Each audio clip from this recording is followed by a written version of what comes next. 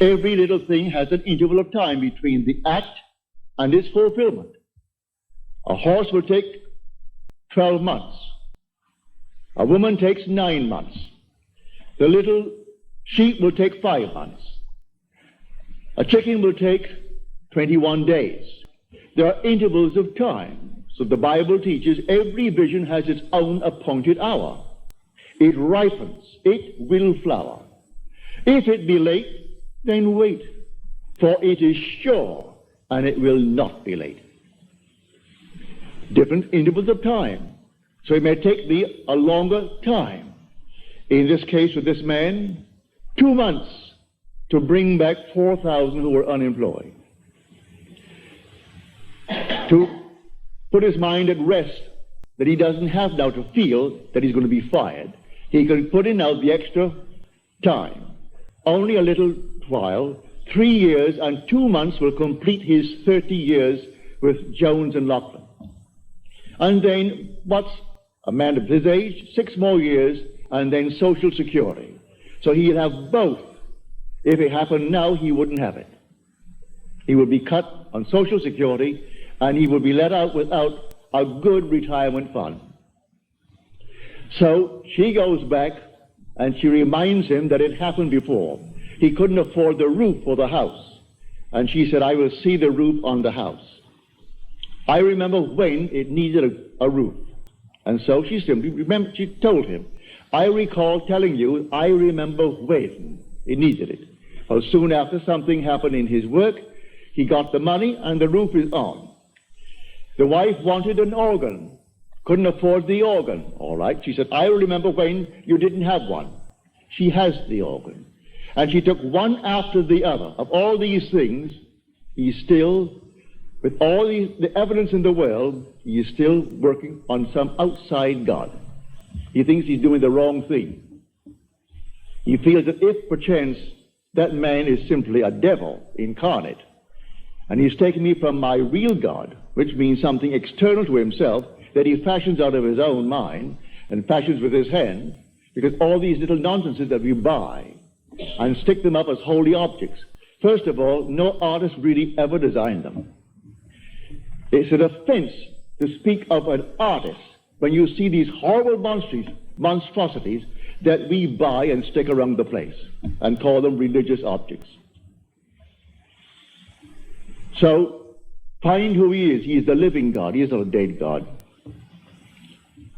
So I tell you that all that you behold, though it appears without, it is within, in your own wonderful human imagination, of which this world of mortality is but a shadow.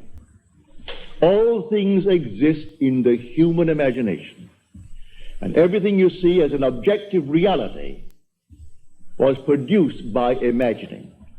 Think of one thing, just think of one thing that would simply deny it. You can't think of one thing. So you go to the moon. You first had to imagine it. Had to imagine everything concerning the machine that took you to the moon. Everything in the world first has to be imagined and then executed. All right. The intelligence to do it will come, but you take the blueprint first and conceive it and dwell in it as though it were true. And no power on earth can stop it from becoming so. Your visions will clarify itself. At night, it's a different kind of a night. Your days are different. You see people differently. You can't walk by any man and not see him God incarnate. Can't do it. Even if he has the most horrible background. And he said simply, well, a murderer. And it's proven that he is. You still see God incarnate. But so sound asleep, the poor thing doesn't know. If you could only just get to it and show him that he really is God incarnate. And the one he thought he killed, he has been restored to life. Not to the senses of man, but he is restored in a world just like this, terrestrial just like this. About his business, he continues his work until he too awakens from this dream of life. But all will awaken eventually. But why not start now? Start now to tell man who he really is. God and man are one.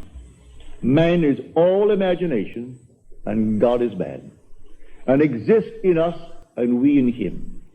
The eternal body of man is the imagination, and that is God himself. Nothing but God in the universe. All God. And eventually, you and I will awake. And because God is one, not two, you and I are one. Without loss of identity. That's one of the strangest mysteries in the world. Without loss of identity, we are one. I know that from my own personal experience. We are one. And yet, I am individualized. And you are individualized. And we tend forever and forever toward ever greater and greater individualization. And yet, we are one. And I will bring that out to the best of my ability as we proceed with these series of lectures.